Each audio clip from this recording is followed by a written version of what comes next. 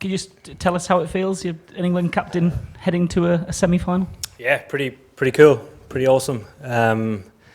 Like I said, after the India game, the way in which we played, I think, is more satisfying than the actual win. Because if you win the game, you go through to the next game or the following test, full of confidence. And I think today's a similar instance. I think the wicket did change after 25 overs, but in teams I've played with in the past, we'd have played a completely different game to 25 overs and not made the most of it.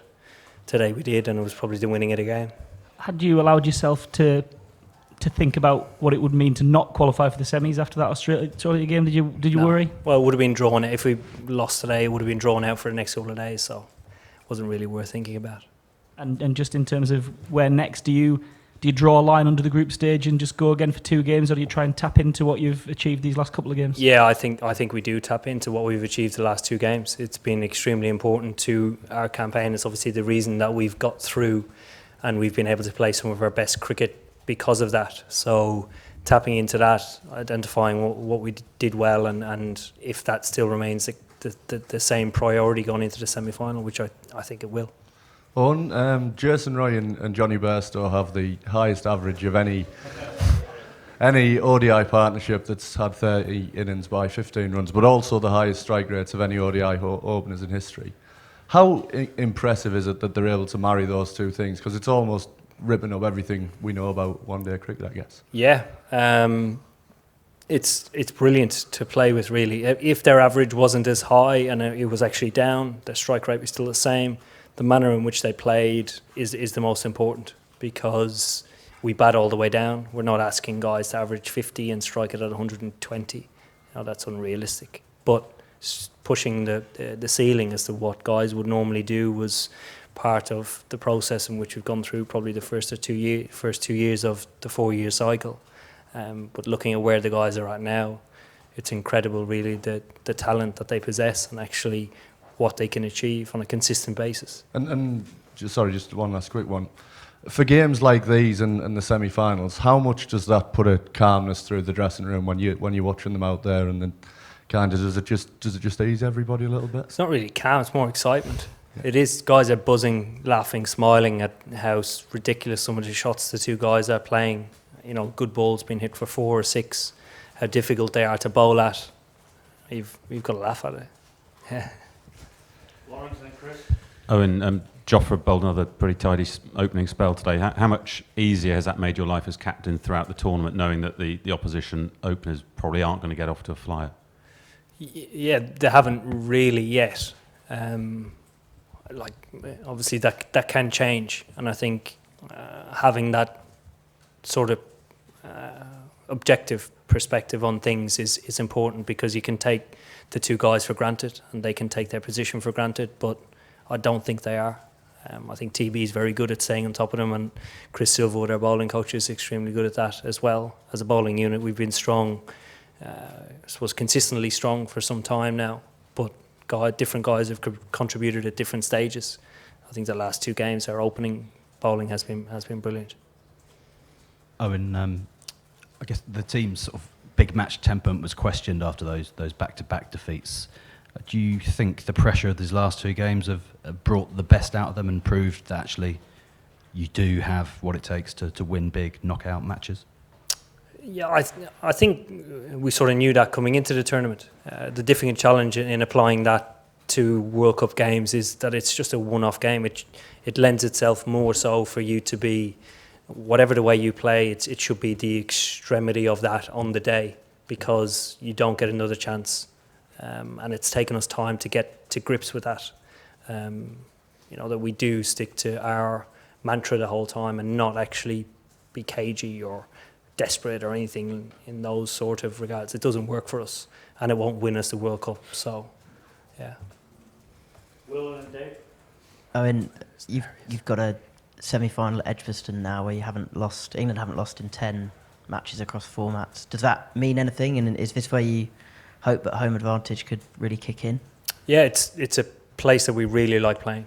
If we had a choice of where we would play our group stage games, Edgbaston, the Oval, and Trent Bridge would probably be the 3 grounds where we would have played the 9 games if there was just your own World Cup. So it is comforting that we are going to one of those 3 grounds. Owen, what did you make of Woody's run out? And are they the sort of moments you need if you're going to win a World Cup? Yeah, it's a hell of a lot of luck.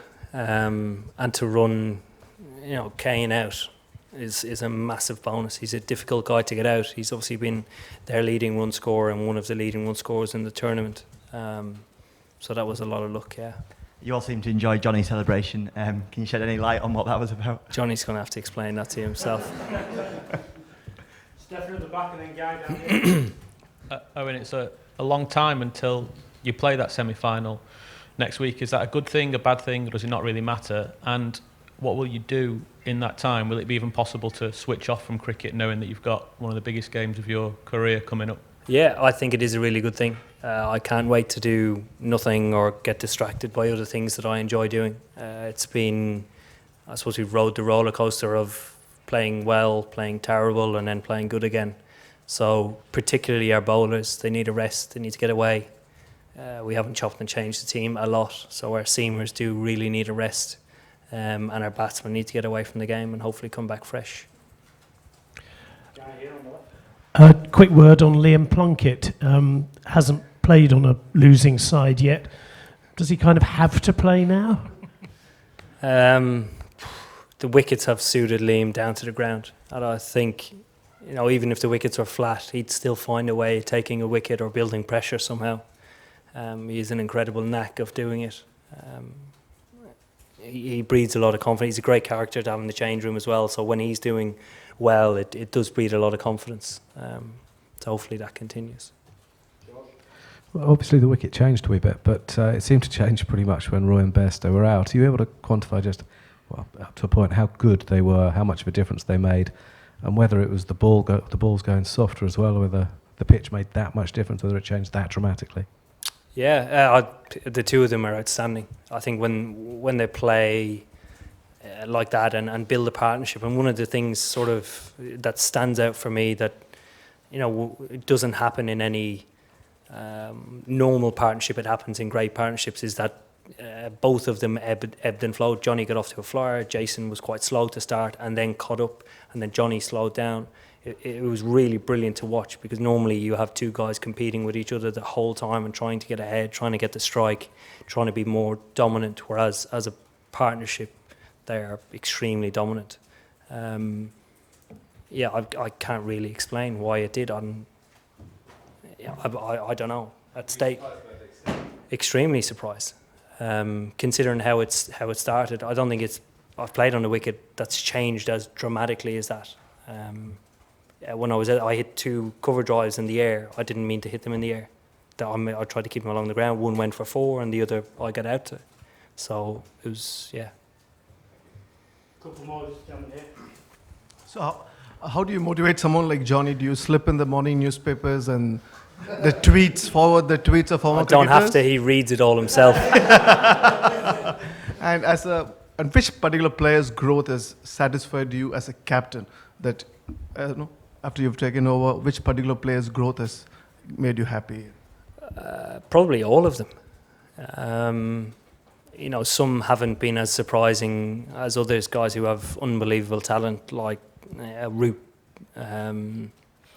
Stokes, Butler, do extraordinary things all the time. Guys who have come in at the start of this 4-year cycle, and where they are now are truly some of the best players in the world. Jason Roy and Johnny are some of those players, and probably that in that short space of time, it's been great to play with those guys and watch their journey. And you've been a part of the England team for a long time now. This team has explosive openers, fast bowlers who are really quick. Is this the best ODI side, ODI side that you've been a part of? Would you say that? Yeah, by a stretch, by a long, long way. Last one, Julian. Yeah, just going back to the pitches, are you slightly concerned that the toss is becoming a bit too important in this tournament? Teams are batting first and the services seem to get worse quite considerably for the teams who bat second. Yeah, before the tournament started, I thought that might be a trend, the toss, being a huge deciding factor in the game, but I actually thought it would have been the other way around. I thought the ball might have swung a bit more if conditions were cloudy or was a bit of rain around, and everybody would have bowled first and chased. It's been the complete opposite, so it shows how much I know. But it is what it is. I suppose during that period of 5 or 6 years when pretty much every game of T20 cricket there was like a 20% advantage in winning the toss and chasing, because you'd obviously win a lot of the time. I thought something might have been done about the toss then, and if it wasn't done then, I don't think it was ever going to be changed. So it's nothing we can do about it. Cheers, thank you. Thank you.